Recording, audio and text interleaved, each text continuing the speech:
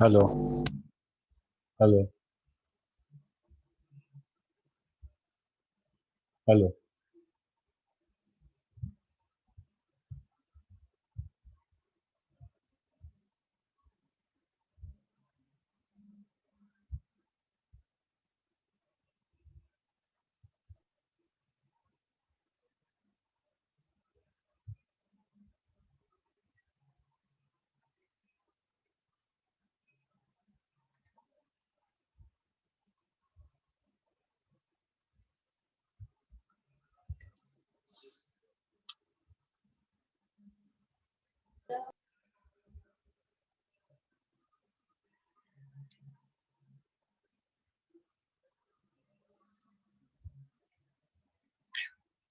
Resistance हम लोग देख लिए थे। आज हम लोग कैपेसिटर देखेंगे।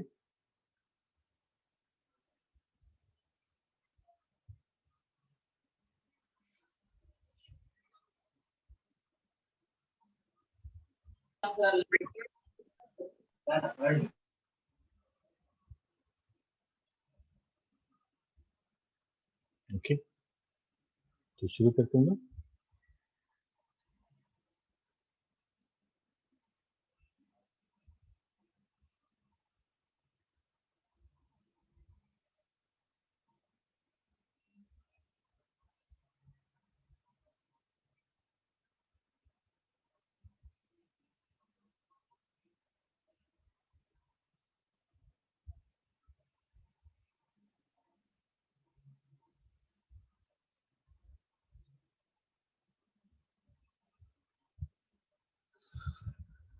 Okay, this is the capacitor. What is the capacitor? Capacitor is a device which has the ability to store energy. Okay, it is a device which can store energy in the form of electrical charges. दो devices के बारे में हम लोग को पढ़ना है जो एनर्जी स्टोर करता है। एक तो कैपेसिटर है और दूसरा इसके बाद हम लोग पढ़ेंगे इंडक्टर के बारे में। ओके, तो कैपेसिटर हमारा एक कंपोनेंट है जो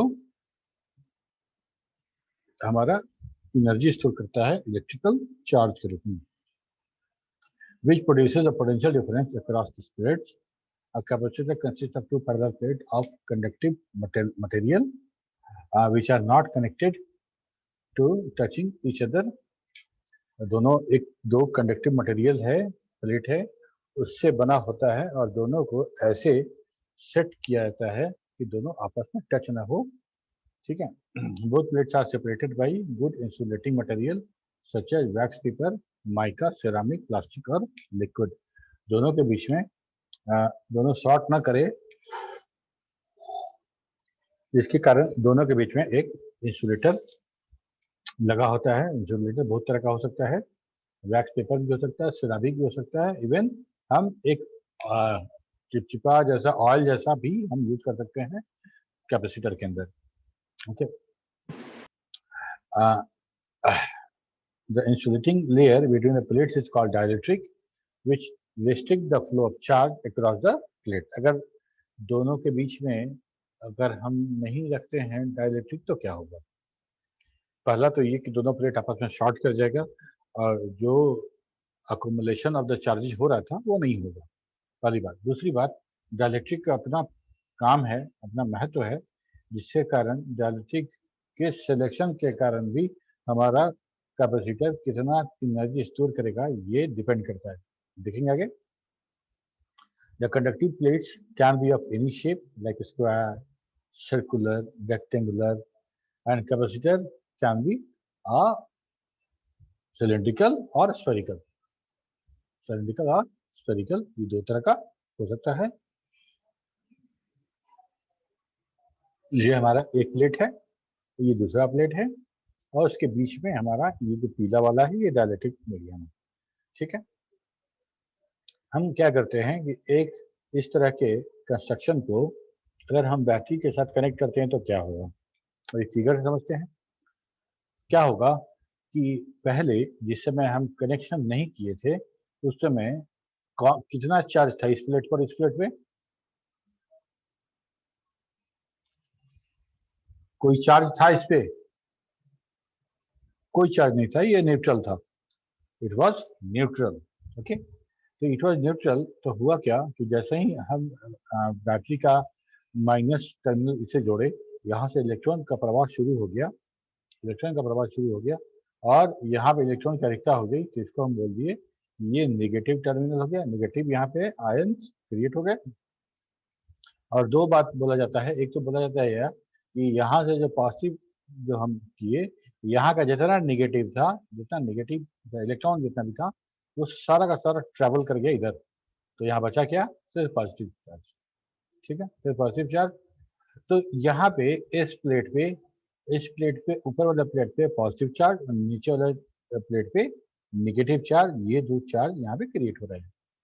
ठीक है, क्योंकि दोनों प्लेट के बीच में आपस में कोई कनेक्शन नहीं है, कोई शॉर्टिंग नहीं है, इसीलिए ये नेगेटिव इस पॉजिटिव के साथ कंडक्ट नहीं कर सकता, यहाँ पे आके रुक गया, वो रुक गया। ठीक है, तो वही चीज दिखाने की कोशिश की है कि पहले हमारा जितना प्लस था, जितना माइनस, सारा का सारा बराबर था, तो ये हमारा न्यूट्रल था। और बाद में जैसे ही हम कंडक्शन बैटरी लगाए, तो हमारे क्या हो गया, ये पॉजिटिव चार्ज हो गया और ये नेगेटिवली चार्ज पार्टिकल हो गया, ऑब्जेक्ट हो गया। यहाँ तो कोई दिक्कत? No sir.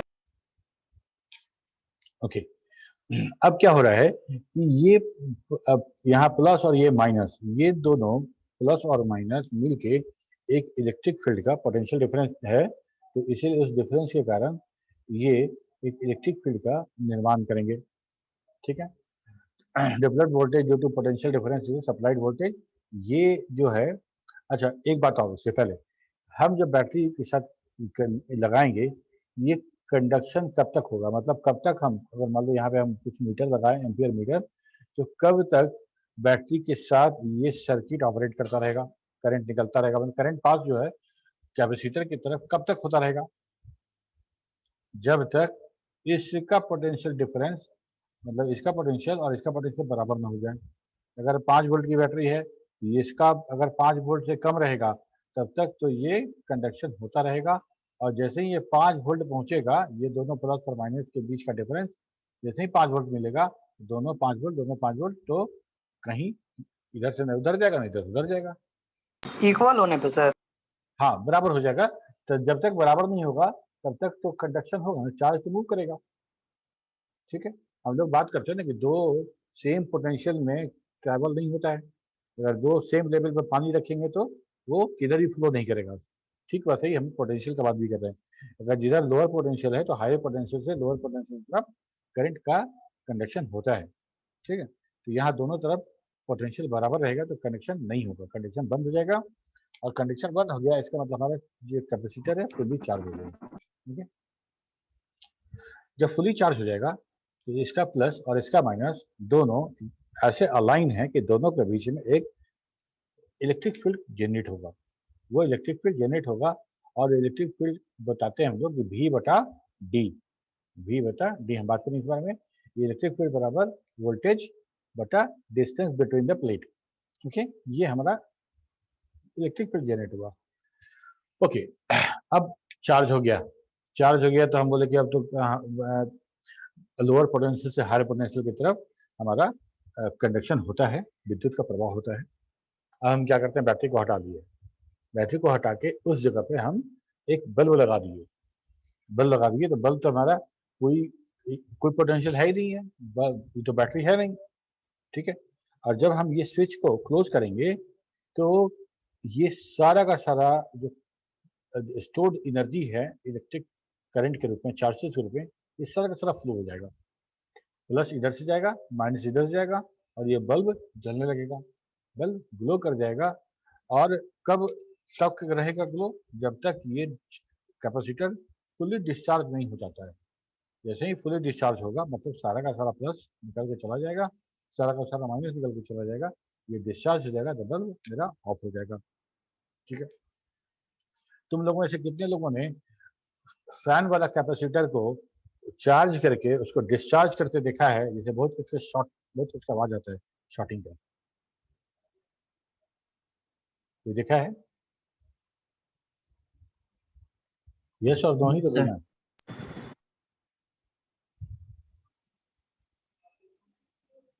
पंखा में जो लगा होता है, हाँ बिट्टू, बिट्टू राज बोलो।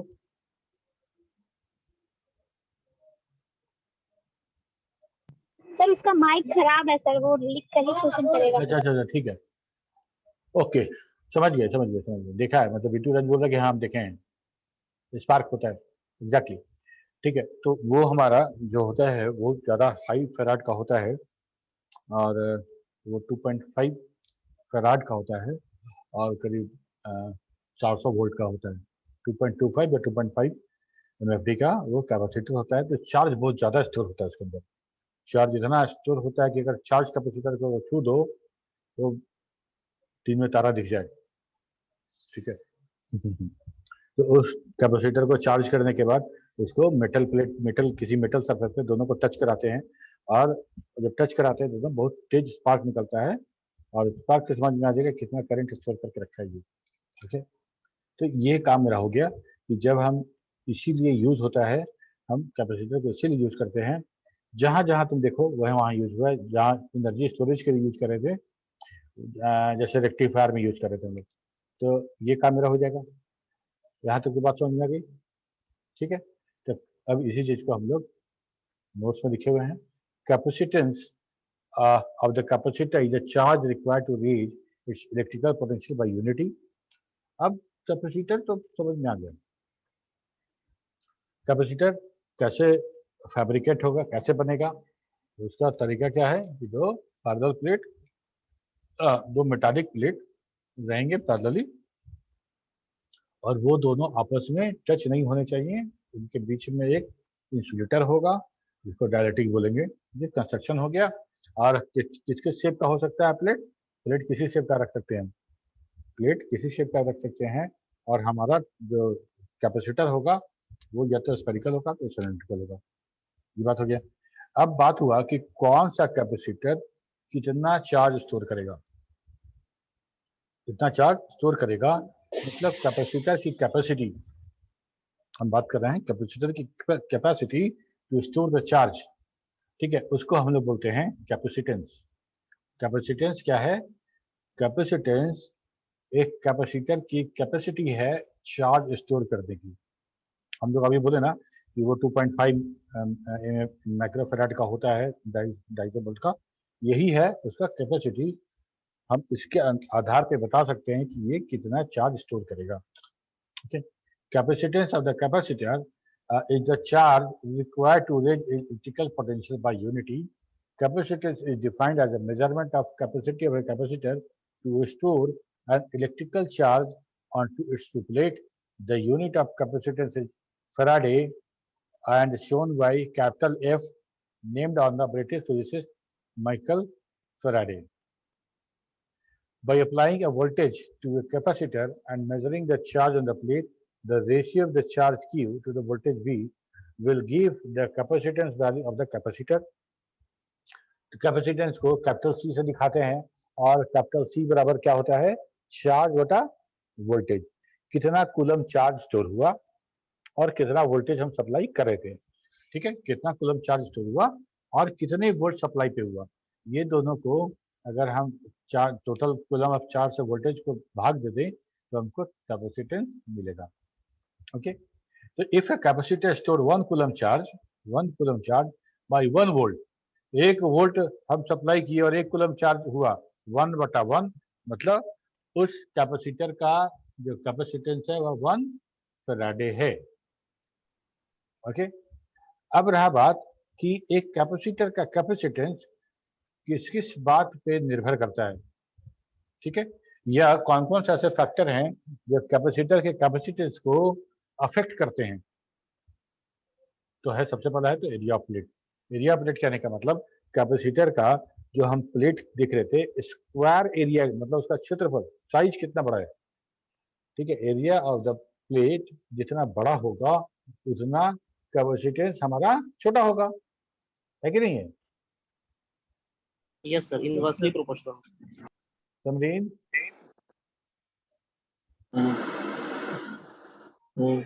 Yes sir. कहाँ ध्यान नहीं है, पढ़ा रहे तो ध्यान का कहाँ ध्यान, हेलो कह रहे बोल रहे हैं हैं ना कि एरिया ऑफ प्लेट जितना ज्यादा 11 रुपया होगा का एक दिन वाला उतना नेट रिचार्ज कर दो तो जितना बड़ा होगा मेरा हमारा 11 रुपया वाला नेट रिचार्ज कर दो तो सर एक दिन। आवाज नहीं आ रही है सर। माइक बंद करो। हाँ इतना दिन से क्लास कर रहे हो लेकिन ये अभी तक समझ में नहीं आया कि कब माइक ऑफ करना है कब ऑन करना है।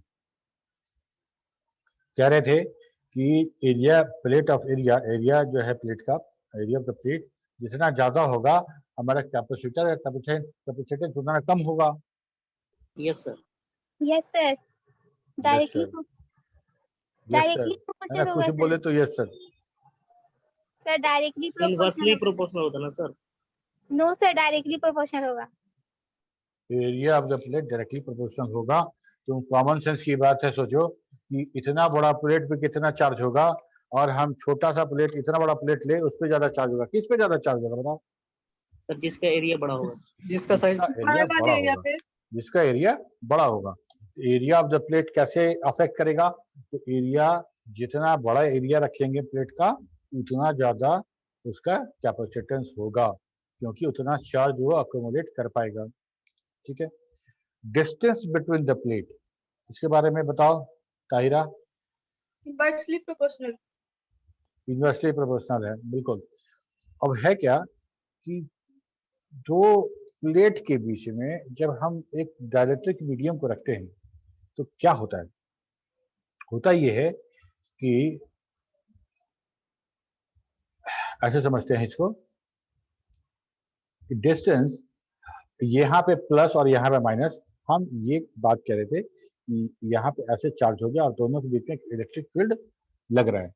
इलेक्ट्रिक फील्ड जब हमारा एक डायरेक्शन में लगता है, मतलब प्लस से माइनस की तरफ बता रहे हैं, और रैंडमली है, यहाँ प्लस वहाँ माइनस, सब जगह से रैंडम लग रहा है, तो सारा एक दूसरे को कैंसिल कर दे रहा है।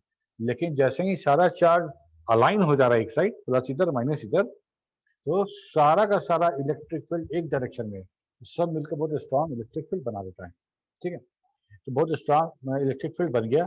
इससे क्या हुआ कि मेरे डाइलेक्ट्रिक मीडियम के अंदर जो एटम था रैंडमली किसी तरह से रैंडमली वो अलाइन था। ठीक है, वो रैंडमली अलाइन था ऐसे जैसे तैसे था। लेकिन जैसे ही यहाँ पे प्लस और यहाँ पे माइनस बहुत स्ट्रांग इलेक्ट्रिक फील्ड क्रिएट हुआ, ये सारा का सारा आइटम आयन जो है, एटम जो है, वो उसी हिसाब से एडजस्ट हो गया। मान लो कि यहाँ पे प्लस है, ये एटम जो है यहाँ ऐसे टर्न कर गया, मतलब माइनस ऊपर रहेगा प्लस की तरफ, क्योंकि प्लस प्लस रिपेल करेगा, माइनस ऊपर करेगा। और उस आयन के नीचे वाला अब कैसे रहेगा? माइनस ऊपर रहेगा, क्योंकि प्लस है तो प्लस माइनस, ऐसे करके वो अरेंज हो गया। ठीक है, ये जब इस तरह से जब अरेंजमेंट हो जाएगा तब क्या होगा कि ये सारा का सारा यहाँ भी अरेंज हो गया। क्या बोले कि सारा चार्ज जब अलाइन होता है तो एक इलेक्ट्रिक फील्ड बनता है, यहाँ भी वही काम हुआ। तो इस इलेक्ट्रिक फील्ड, कैपेसिटर के प्लेट के इलेक्ट्रिक फील्ड की वजह से जो डाइलेक्ट्रिक है उसके अंदर भी एक इलेक्ट्रिक फील्ड जनरेट होगा। ठीक, बट इन अपोजिट डायरेक्शन। अगर मान लो हम प्लस से माइनस की तरफ डायरेक्शन मतलब बता रहे हैं, तो यहाँ का डायरेक्शन होगा ऐसे अप से डाउनवर्ड्स, लेकिन यहाँ पे क्या है, सारा प्लस इधर है, सारा प्लस इधर है, माइनस उधर है, तो यहाँ से जो बनेगा वो प्लस से माइनस अपोजिट डायरेक्शन में बनेगा। ठीक है, जिस पर बात समझ में आ रहा है सबको? Yes sir. तो डिस्टेंस बिटवीन द प्लेट, अगर हम प्लेट का डिस्टेंस ज्यादा रखेंगे, जैसे जैसे डिस्टेंस बढ़ाते जाएंगे, तो उस प्लेट का इलेक्ट्रिक फील्ड का असर, उसका जो अफेक्ट है, वो डाइलेक्ट्रिक पे कम होता जाएगा। तो हम प्लेट को जितना करीब रखेंगे, जितना नजदीक रखेंगे, तो दोनों प्लेट के चार्ज के कारण इलेक्ट्रिक फील्ड उतना स्ट्रांग होगा, और जितना स्ट्रांग होगा उतना ही ज्यादा वो डाइलेक्ट्रिक मीडियम के आयंस को अलाइन करेगा।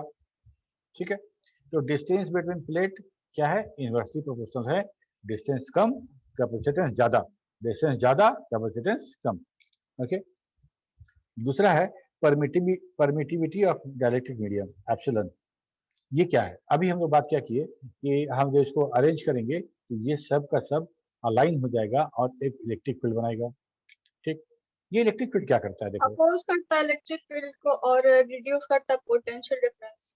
बिल्कुल, यहाँ पे जो हम एक इलेक्ट्रिक फील्ड हम जनरेट कर रहे थे, बन रहा था, उस इलेक्ट्रिक फील्ड के विपरीत है ये विपरीत है। तो क्या करेगा ये, इस प्लेट पे चार्ज इकट्ठा करने के लिए वो रिस्ट्रिक्ट करेगा, वो अपोज करेगा।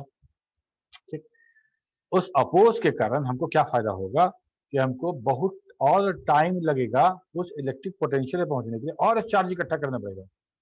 पहले जैसे मान लो हम कुछ कलेक्ट कर रहे हैं, कुछ सामान कलेक्ट कर रहे हैं, और उसमें से कोई कुछ लेके चला जा रहा है, तो हमको और ज़्यादा कलेक्ट करना पड़ेगा। ठीक वैसे ही कि यहाँ पे हम जितना कूलम चार्ज इकट्ठा कर रहे थे उसमें 5 वोल्ट पहले हो जा रहा था, लेकिन इसके कारण उतना अब इसके कारण ये वाला जो हो गया इसको अपोज कर रहा है, तो अब मेरा 5 वोल्ट उतना चार्ज में नहीं हो रहा है। अब क्या करना पड़ेगा, 5 वोल्ट पोटेंशियल के लिए वो और चार्ज और कूलम स्टोर करना पड़ेगा। ठीक है, तो क्या हुआ कि इसके कारण हम बोल रहे हैं कि मेरा अब कैपेसिटर ज़्यादा चार्ज स्टोर कर दिया, ज़्यादा चार्ज स्टोर कर दिया मतलब Q ऊपर V नीचे, तो अब मेरा कैपेसिटेंस बढ़ गया। ठीक है, तो हम लोग डायलेक्ट्रिक लगाने के पीछे रीजन यही है कि डायलेक्ट्रिक एक तो शॉर्ट नहीं होने देता है, दूसरा ये इलेक्ट्रिक पोटेंशियल क्रिएट करता है, इलेक्ट्रिक फील्ड क्रिएट करता है, जिसके कारण हमको ज़्यादा चार्ज स्टोर करना पड़ता है उस पोटेंशियल पे पहुंचने के लिए।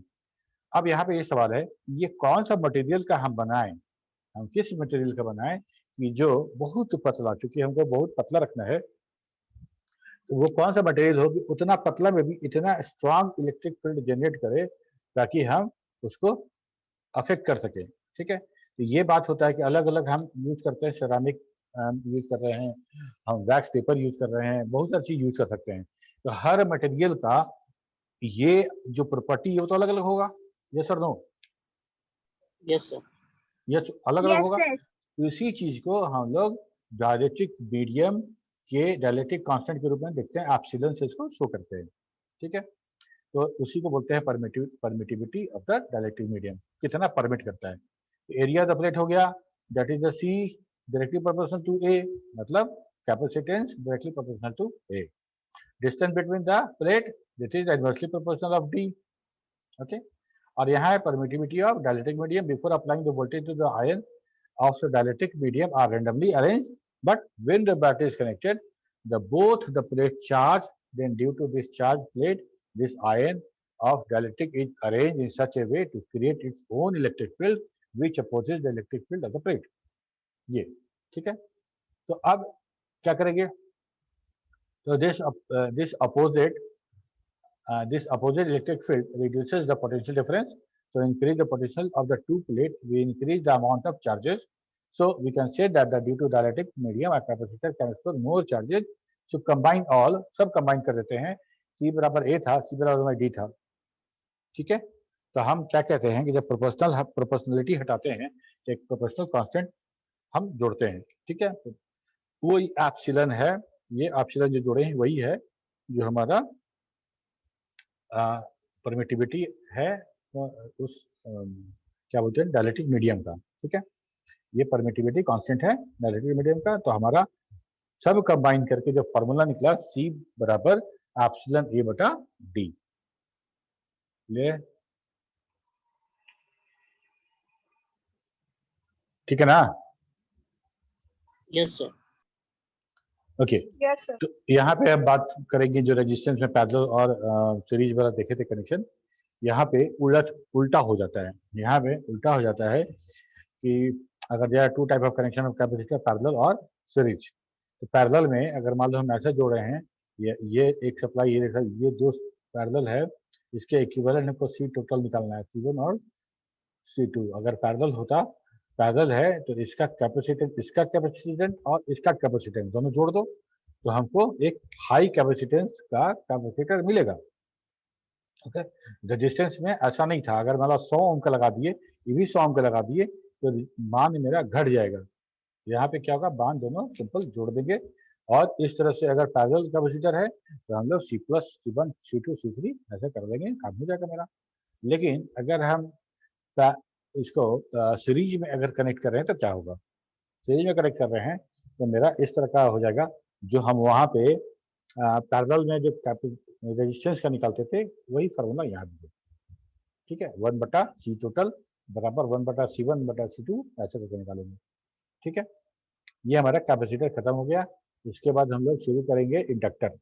इंडक्टर भी हमारा आ, एक एक कंपोनेंट है जो एनर्जी स्टोर करता है।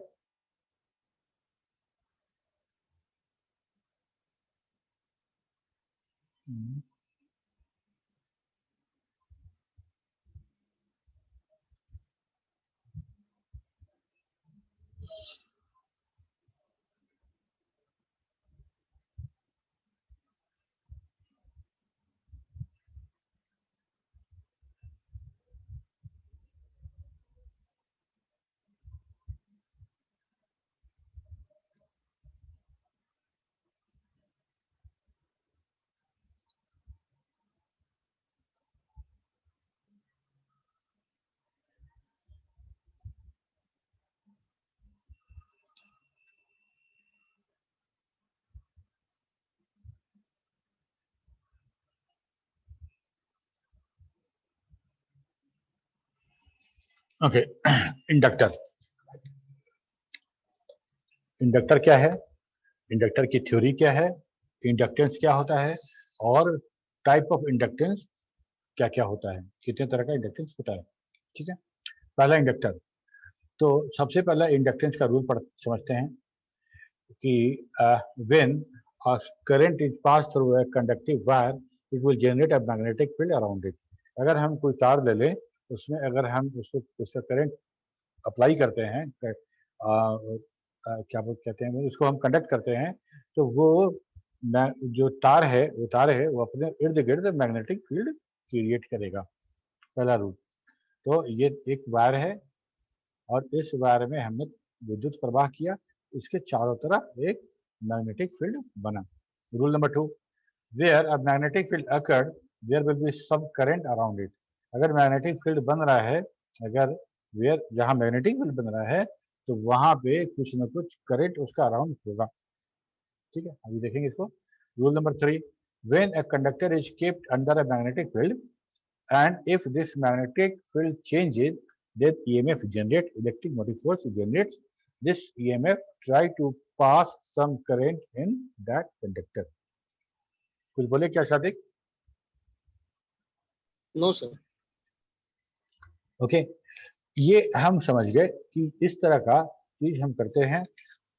जिस समय अगर मान लो एक हम तार दे रहे हैं, तार के अंदर हम विद्युत पास कर रहे हैं, करंट लगा रहे हैं उसमें, तो हम क्या करेंगे, उस तार में उसके इर्द गिर्द मैग्नेटिक इंडक्शन बनेगा, मैग्नेटिक फील्ड बनेगा। ठीक है, उस तार को अगर हम स्प्रिंग की तरह लपेटना शुरू कर दे, इतना बड़ा तार है और हम उसको लपेटेंगे कोयल की तरह, तो इतना छोटा में लपेट देंगे उसको। तो अभी तक यहाँ इतना दूर तक मैग्नेटिक फील्ड बन रहा था, उस सारे मैग्नेटिक फील्ड को हम लोगों ने इतने दूर पे कंसाइज कर दिया। तो अब मेरा जो इलेक्ट्रिक फील्ड होगा वो स्ट्रांग हो जाएगा, सॉरी मैग्नेटिक फील्ड जो होगा वो स्ट्रांग बनेगा। ठीक है, दूसरा बात कि जब हम उसको कॉइल में बना देते हैं तो और भी बहुत कुछ होता है, और भी काफी कुछ हो जाता है। अभी तक जब लंबा तार था, दैट वाज नॉट एक कंडक्टर था, but it was not inductor. ठीक है, हम बोल सकते हैं उसको इंडक्टर, ऐसा नहीं है कि वो भी इंडक्टर है, लेकिन उसमें वो इंडक्टेंस वाला प्रॉपर्टी उस लेवल पे नहीं था जिस लेवल पे हम यूज करते हैं। ठीक है, तो व्हाट इज इंडक्टर? सर हाँ, सर तो सोलेनोइड जो होता है वो इंडक्टर की तरह बिहेव करता है क्या? सोलेनोइड कॉइल, उसके अंदर जो कॉइल लगा होता है, यस जो सर। सोलेनोइड वाल्व जो होता है उसके अंदर एक कॉइल होगा, कॉइल के अंदर एक मेटल होगा। जब हम जैसे ही करंट प्रवाह होगा, वो अंदर का जो वाल्व है वो मैग्नेट हो जाता है, वो इसीलिए वो बंद कर देता है। ठीक है, अब जब देखो कहीं कहीं तुम देखोगे स्टेबलाइजर में या इन्वर्टर में वोल्टेज घटने बढ़ने पे कट कट आवाज करता है। ठीक है, यस सर। वो रिले का आवाज होता है। रिले भी हमारा, रिले के अंदर भी यही तार लपेटा होता है, उसके अंदर मेटल होता है, और जैसे ही तार में करंट जाता है तो वो मैग्नेटाइज हो जाता है और एक लीवर को अपनी तरफ खींच लेता है, तो मेरा डिस्कनेक्ट हो जाता है वहां से। यही होता है। सोलेनोइड वाल्व जो होता है उसके अंदर में भी वही काम होता है। बाय डिफॉल्ट वो ऑफ रहता है, और जैसे ही हम करंट देते हैं तो मैग्नेट बनता है उसके अंदर, इंडक्टर मैग्नेट बनाता है और वो वाल्व को खोल देता है। वाल्व खुलता है तो मेरे पास हो जाता है। सोलेनोइड उसी को बोल रहे हो ना जो हम लोग yes sir, yes sir. RO में यूज वायर करते को हैं। सर, वायर को लपेट कर बनाया जाता है सर, मेटल के ऊपर सर। मेटल के ऊपर, बिल्कुल ठीक है। नॉर्मली सोलेनोइड को वाल्व के रूप में यूज किया जाता है, आरओ में वही यूज होता है। If a time varying current, time varying current मतलब इसको तो हम कई बार बता चुके हैं। एसी करंट, एसी करंट, क्योंकि एसी करंट हम बार Alternating जैसे दिखाते हैं वो हर टाइम पे वेरी करता है, और डीसी करंट एकदम कांस्टेंट करंट है, वो टाइम वेरिंग करंट नहीं है। ठीक है, तो हमको टाइम वेरिंग करंट चाहिए। टाइम वेरिंग करंट क्या करेगा? टाइम वेरिंग करंट ही हमारा मैग्नेटिक फील्ड क्रिएट कर सकता है। कांस्टेंट करंट हमारा मैग्नेटिक फील्ड क्रिएट नहीं करता है। ठीक है, तो टाइम वेरिंग करंट होगा तो मतलब अभी 0 volt, 5 volt, 7 volt, 8 volt, 12 volt, फिर घटना शुरू हो गया, फिर मतलब वो फ्लक्चुएट करता रहे। तो उस ऑसिलेशन से, उस फ्लक्चुएशन से हमारा मैग्नेटिक फील्ड क्रिएट होगा। क्योंकि हमारा जो करंट है वो वैरी कर रहा है, तो मैग्नेटिक फील्ड भी कांस्टेंट तो रहेगा नहीं, वो भी वैरी करेगा। ये तो नो, यस सर। वो भी वैरी करेगा। ठीक है, तो अभी कह रहे थे कि if a time varying current flowing through a coil, there will be an EMF induced in it. This induced EMF across the coil is directly proportional to the rate of change of the current with respect to time. Due to the property of inducing EMF, all types of electrical coil can be referred as a inductor. Okay, एक काम करो, इसको ऐसे समझते हैं कि electric प्रवाह करेंगे अगर सोलेनोइड में, जैसे तुम बता रहे हो, तो उसके इर्द गिर्द मैग्नेट बनेगा। अगर हम ये कहें कि हम कॉइल के पास मैग्नेट लेके आएंगे तो इसमें विद्युत बनेगा। दोनों बातें, दोनों, इसमें अगर बिजली दोगे तो ये अपना अगल बगल एक ईएमएफ जनरेट करेगा, इलेक्ट्रोमोटिव फोर्स जनरेट करेगा, मैग्नेटिक फील्ड बनाएगा। पहला बात। दूसरा बात कि अगर मान लो ये कॉइल है, एक कॉइल है, कोई करंट नहीं है, इसके दोनों टर्मिनल पे हम कुछ लोड दे दिए, एलईडी बल्ब जोड़ दिए, ठीक है, और एक मैग्नेट हम बहुत तेजी से इसके पास लेके आए, बहुत तेजी से लेके आए, तो क्या होगा, इस कॉइल में इलेक्ट्रिसिटी प्रोड्यूस होगी और वो एलईडी बल्ब जलेगा। धीरे धीरे लेके आएंगे तो नहीं, ठीक है, क्योंकि अगर मैग्नेट को जैसे जैसे हम लेके आ रहे हैं वैसे वैसे यहाँ पे इसको, इस कॉइल को मैग्नेटिक फील्ड चेंज होता हुआ नजर आ रहा है, और हमको सब कुछ चेंज वाला चाहिए, कंटिन्यूअस वाला नहीं चाहिए। ठीक है, तो rate of change, rate of change मतलब एक सेकंड में कितनी बार चेंज हो रहा है ना, रेट ऑफ चेंज मतलब ये ना, तो अगर मतलब बहुत तेजी से हम लेके आते हैं तो ये रेट ऑफ चेंज ज्यादा होगा, या धीरे धीरे ले आएंगे तो ये रेट ऑफ चेंज ज्यादा होगा? बताओ तो। सर, जो ज्यादा तेजी से आएगा सर। ज्यादा तेजी से आएगा, ज्यादा तेजी से आएगा तो रेट ऑफ चेंज ज्यादा होगा, तब हमारा बिजली बनेगा इसमें। ठीक है, ओके। तो ये हो गया। तो as an inductor is energy storage device which store energy in the form of magnetic field. किसी भी सर्किट में देखोगे इतना बड़ा बड़ा गोल जैसा रहता है, उसके अंदर तार लपेटा रहता है। ठीक है, खासकर ऑडियो सर्किट में बड़ा बड़ा जो एम्पलीफायर बनता है बहुत हाई वाट का, उसके अंदर कैपेसिटर की जगह पे एनर्जी स्टोर करने के लिए हम वहाँ पे इंडक्टर ही इस्तेमाल करते हैं। ये हमारा इंडक्टर है, इसको अगर हम करंट इसके तरफ से पास कराते हैं तो क्या होता है, यहाँ से ये राउंड करंट पास होता हुआ जाता है। अब जब करंट यहाँ से पास कर रहा था, ध्यान दो, यहाँ से जब करंट पास कर रहा था तो ये अपने इर्द गिर्द मैग्नेटिक फील्ड बनाया, ये मैग्नेटिक फील्ड बनाया। ठीक है, अब ये मैग्नेटिक फील्ड जब बना तो इस मैग्नेटिक फील्ड के एरिया में, उसके जो उसके जर्द में ये वाला इसका जो सर्किल है, ये वाला स्प्रिंग का और ये वाला दोनों आया। ठीक है, तो हम क्या बोले कि इलेक्ट्रिसिटी पास होगा तो मैग्नेटिक फील्ड बनेगा। उस मैग्नेटिक फील्ड में कोई अगर ऑब्जेक्ट आता है, कोई मेटल आता है, तो उसमें वो फिर इलेक्ट्रिक बनाएगा। समझ रहे बात को? इसमें हम इलेक्ट्रिसिटी सप्लाई किए तो ये मैग्नेट बनाया, और यहाँ पे वो कॉइल रख दिए, यहाँ पे एक कॉइल रख दिए, तो इस मैग्नेटिक फील्ड से इस कॉइल में करंट आ जाएगा। यही होता है हमारा ट्रांसफार्मर। तुमको याद होगा ट्रांसफार्मर में हम ये बात किए थे, प्राइमरी और सेकेंडरी कॉइल अलग अलग होता है, लेकिन प्राइमरी में करंट देने पे सेकेंडरी में वो वोल्टेज प्रोड्यूस हो Yes, sir. जाता है। Yes, sir. ओके, एग्जैक्टली यहाँ पे क्या हो रहा है, जब करंट इस डायरेक्शन में पास हो रहा है, जो एरो डायरेक्शन में, तो ये भी एक ईएमएफ क्रिएट कर रहा है, और ईएमएफ के अंदर उसके क्या बोलेंगे, उसके पास ये वाला और ये वाला आ रहा है। इसके कारण, उस ईएमएफ के कारण इसमें अलग से बिजली पैदा हो रहा है, ठीक है। और वो बिजली जो पैदा हो रहा है, वो बिजली इस आते हुए बिजली के अपोजिट डायरेक्शन में है, वो अपोजिट डायरेक्शन में है। तो क्या होगा कि इस जब ये जो कंडक्शन जब शुरू होगा, ये जो इलेक्ट्रिसिटी फ्लो होगा, और जैसे ही आगे बढ़ेगा तब तक ये वाला बिजली इसको अपोज करेगा, रोकेगा, ठीक है।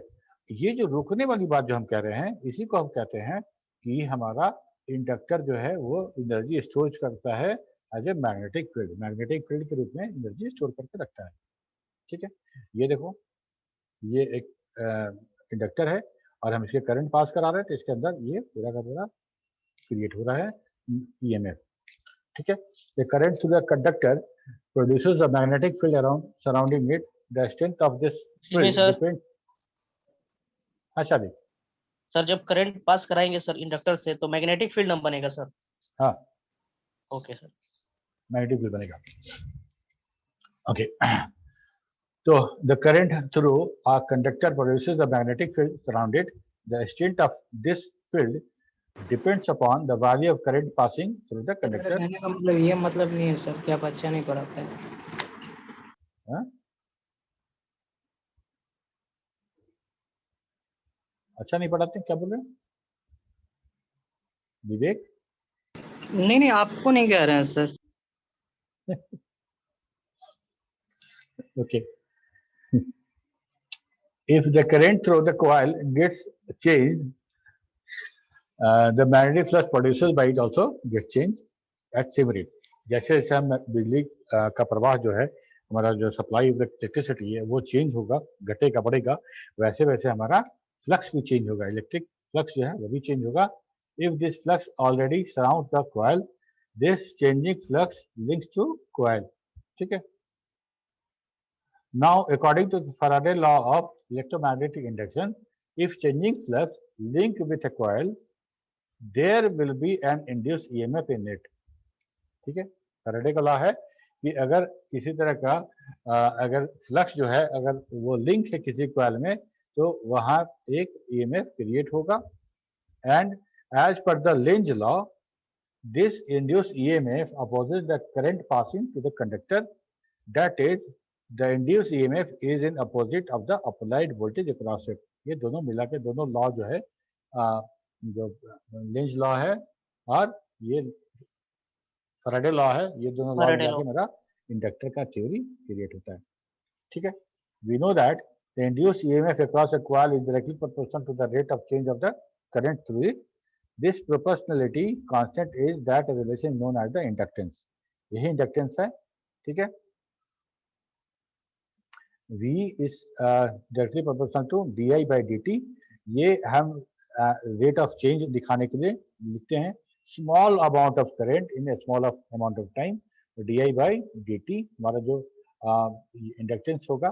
V बराबर, ये इक्वेशन 1, V बराबर L, जो प्रोपोर्शनली कांस्टेंट में L आया, L बराबर di by dt इक्वेशन 1, और L बराबर V, हम L बराबर इसको निकाल दिए, V बराबर di by dt, ठीक है।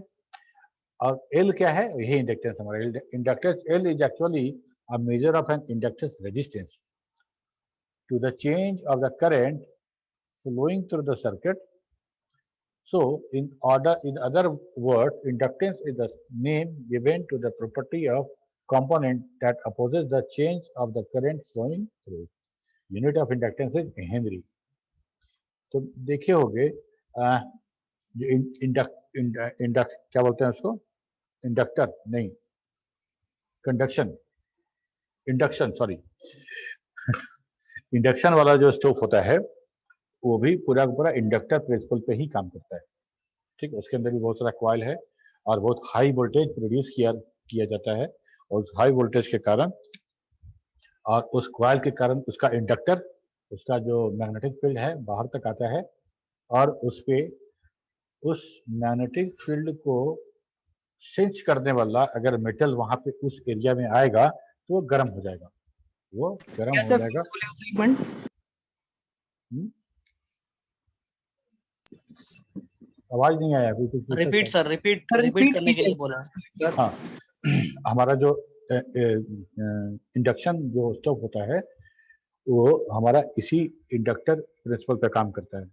ठीक है, क्या होता है कि एक बहुत बड़ा कॉइल होता है और उसमें मैग्नेट कुछ बोलते हैं, वो उससे बहुत हाई वोल्टेज, बहुत ज़्यादा वोल्टेज प्रोड्यूस किया जाता है और इतना स्ट्रांग मैग्नेटिक फील्ड क्रिएट किया जाता है, इतना स्ट्रांग मैग्नेटिक फील्ड क्रिएट किया जाता है ताकि उस मैग्नेटिक फील्ड के रेंज में अगर कुछ आता है तो वो गर्म हो जाए, वो बहुत गर्म हो जाए और वहाँ पे वही चीज़ गर्म होगा जो उस मैग्नेटिक फील्ड, मैग्नेट हम कपड़ा हो, प्लास्टिक हो, ऐसा कोई भी चीज़ हो, एल्यूमिनियम हो, ठीक है, जो मैग्नेटिक फील्ड को सेंस नहीं कर सकता है तो उस मेटल पे, उस चीज़ पे उसका असर नहीं पड़ेगा। ठीक है, तुम देखे होगे पहले छेनी हथौड़ी पीटने वाला या ऐसा कुछ होता था तो आग में डाल के उसको लाल करके फिर ठोक के उसको ठीक किया जाता था। Yes sir. तो अब वो यस सर। सिस्टम खत्म हो गया है क्योंकि उतना ना कोयला है और ना उतना टाइम है कि उतना देर तक करे आदमी। इसका काम भी इंडक्टेंस के कारण होता है।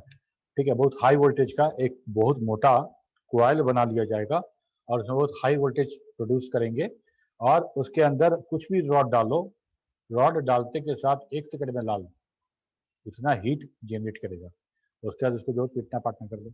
ये सारा का सारा हमारा इंडक्टर वाला है कि इसमें बहुत सारा वीडियो है, तो भेज देंगे बोलोगे तो। इतना ही नहीं, अगर इंडक्शन है किसी के पास और मल्टीमीटर है तो तुम ये काम कर सकते हो कि इंडक्टर को ऑन कर दो और दो मल्टीमीटर कहीं भी लगाओगे तो उसमें तुमको करंट दिखेगा, थोड़ा सा करंट तुमको दिखेगा। ठीक है, इतना ही नहीं, टेबल के नीचे रख दो इंडक्शन स्टोव जो है टेबल के नीचे रख दो, टेबल के ऊपर कोई मेटल रखो और उस मेटल में तुम अगर लगाओगे मल्टीमीटर तो उसमें भी वोल्टेज दिखेगा। तो इंडक्टेंस का हेनरी, इसका मतलब डर मत जाना सुई कि ऐसे छुए के अंदर करंट मार देगा, ऐसा नहीं है। तो unit of inductance is Henry. When the current flowing through a coil changes at the rate of 1 ampere per second and these changes induce a voltage of 1 volt, then inductance is 1 Henry. Okay. अब दो तरह का inductance है, कौन कौन सा है? एक है सेल्फ इंडक्टेंस और दूसरा है म्यूचुअल इंडक्टेंस। सेल्फ इंडक्टेंस मतलब, सेल्फ इंडक्टेंस मतलब एक कोई कॉइल है, कॉइल में हम बिजली प्रवाह कर रहे हैं और वो इंडक्टेंस प्रोड्यूस कर रहा है तो वो उसका सेल्फ इंडक्टेंस है। When time varying current flows in a coil, the time varying flux is produced and this varying flux will link with the coil itself and as a result there will be EMF induced in the coil itself. So it is a self inductance. ये हमारा current है I और ये हमारा charge है और ये हमारा सॉरी ये फ्लक्स है, जो मैग्नेट बन रहा है वो हम दिखा रहे हैं फाई सर, फ्लक्स फाई से दिखा रहे हैं फ्लक्स को और हम बता रहे हैं कि कैसे निकालेंगे। तो I बराबर इनपुट करंट और फाई बराबर generated flux D by d T मतलब टाइम वेरिंग करंट। ठीक है, तो टाइम वेरिंग करंट जो है वो क्या करेगा, अगर टाइम वेरिंग है तो फ्लक्स भी टाइम वेरिंग होगा, तो हम इसको लिख सकते हैं producers d phi by d t according to Faraday laws V बराबर n d q by d t. It is equation 2, equation 1 पहले बनाए थे। ठीक है, by combining the equation 1 and 2, ये जो हम इसको जो बराबर करोगे तो यहाँ पे मेरा फाइनली इंडक्टेंस का ये फार्मूला आएगा एन फाई बटा आई। एन जो है number of turn in the coil है, number of turn in the coil ये एन है, जितना एन होगा उसी हिसाब से मेरा काम होगा। ठीक है, ये हो गया मेरा क्या कहते हैं कि सेल्फ इंडक्टेंस। म्यूचुअल इंडक्टेंस कब होगा, जब एक कॉइल में हम करंट दें और उसके फ्लक्स के एरिया में दूसरा कॉइल रख दें, उसके फ्लक्स के एरिया में दूसरा कॉइल रख दें, तो इस कॉइल के फ्लक्स के कारण, इंडक्टेंस के कारण दूसरे कॉइल में जो इलेक्ट्रिसिटी प्रोड्यूस हो रहा है उसी को बोलते हैं mutual inductance. When time varying current flow in a coil, it produces time varying flux. This time varying flux may link with another nearby coil. Due to this flux linkage, there will be induced EMF in the second coil. This type of inductance is called mutual inductance. ये coil है, इसमें हम I1 current प्रवाह कर रहे हैं. ये coil 1 है, हाँ, और ये 1 और ये 2. नंबर ऑफ टर्न इसमें N1 है, नंबर ऑफ टर्न इसमें N2 है. ठीक है.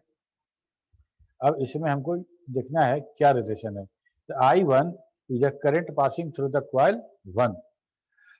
Due to this flux created in the coil 1 is Q11. जो फ्लक्स क्रिएट हो रहा है कॉइल 1 में वो phi 11 है, और उस फ्लक्स के कारण वो जो फ्लक्स कॉइल 2 को जो महसूस हो रहा है उसको हम लोग बोल रहे हैं phi 12, 11 and 12. N1 and N2 are the number of turn of the both coils respectively. Voltage generated in coil 2. अब देखो इसका ये फ्लक्स है, इस फ्लक्स का जो लिंकेज इस कॉइल को हो रहा है, तो इस कॉइल में कुछ करंट जनरेट होगा. ठीक है. वो कॉइल जनरेट होगा तो कैसे होगा? V2 बराबर N2 बराबर dB. ये जो फार्मूला यहाँ पे आए थे हम लोग, ये NQ बाई I, N2 बराबर D phi 12 मतलब इधर वाला by dt. Equation 3. Since voltage generated to the coil 2 is proportional to the rate of change of the current of the coil 1, इसलिए V2 directly proportional to di1 बटा dt और Vy di1 बटा dt. ये दो हो गया, यहाँ पे बराबर कर दिए. बराबर करके जो प्रोपोर्शनली कांस्टेंट लगा है वो m है. यही है म्यूचुअल इंडक्टेंस या कोफिशिएंट ऑफ म्यूचुअल इंडक्टेंस. ठीक है. बाय क्वेश्चन 3 and 4 हम इसको सॉल्व करते हैं तो हमको फाइनली ये इक्वेशन आता है. m बराबर म्यूचुअल इंडक्टेंस बराबर N2 मतलब number of coil in second, और phi D12 बटा I1. ये हमारा जो mutual inductance of second coil है वो है. ठीक है. तो number of turn is important here also. तो यहाँ पे ये वाला जो सीन है यही हमारा ट्रांसफार्मर बनता है. ऐसा ही इधर से करंट देते हैं और इसके फ्लक्स में ये सेकेंडरी कॉइल होता है, इसमें करंट प्रोड्यूस होता है. इसका प्राइमरी कॉइल का कितना टर्न है, ऐसा कितना टर्न है, इस पर डिपेंड करेगा कि इस वोल्टेज का कितना टाइम वोल्टेज यहाँ मिलेगा हमको. ठीक है. स्टेप अप में बढ़ा देते हैं, स्टेप डाउन में घटा देते हैं. यही इंडक्टेंस हमारा. और बताओ कुछ, एनी डाउट? सर म्यूचुअल में वो दोनों नियर बाय में ही रहता है ना सर?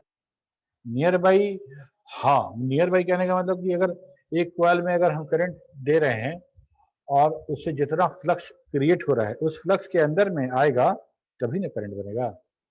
Yes, उसके sir. अंदर जो इंडक्टेंस क्रिएट होगा उसके फ्लक्स में आने पे. ठीक है. इस पर ये भी डिपेंड करता है कि कितना करंट आप प्रवाह कर रहे हैं और कितना स्ट्रॉन्ग फ्लक्स बन रहा है.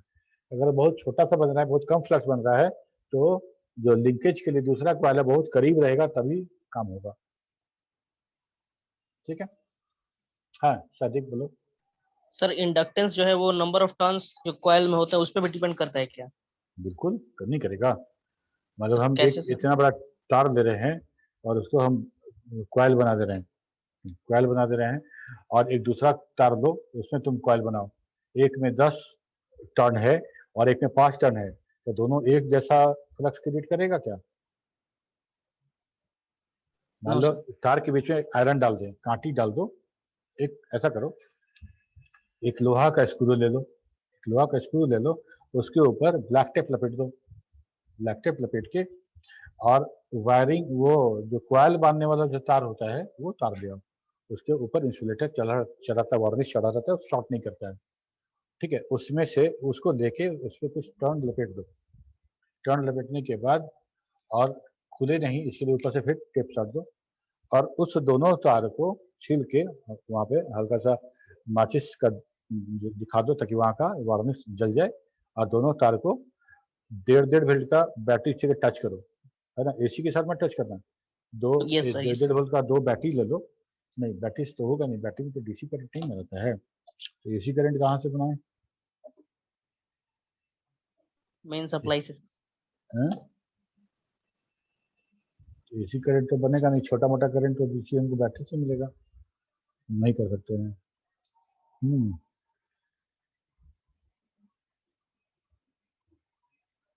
हाँ।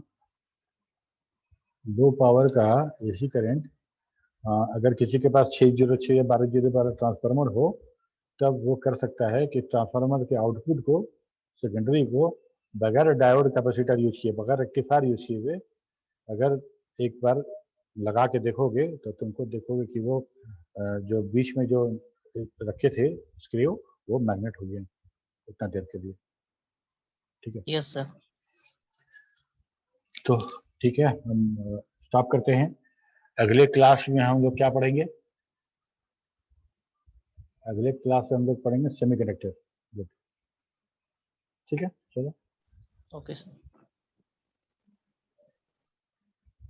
Okay Samreen, exit. Okay, sir. Yes, sir. Attendance sir, attendance. पूछने का यही मतलब था मेरा, समरीन से पूछे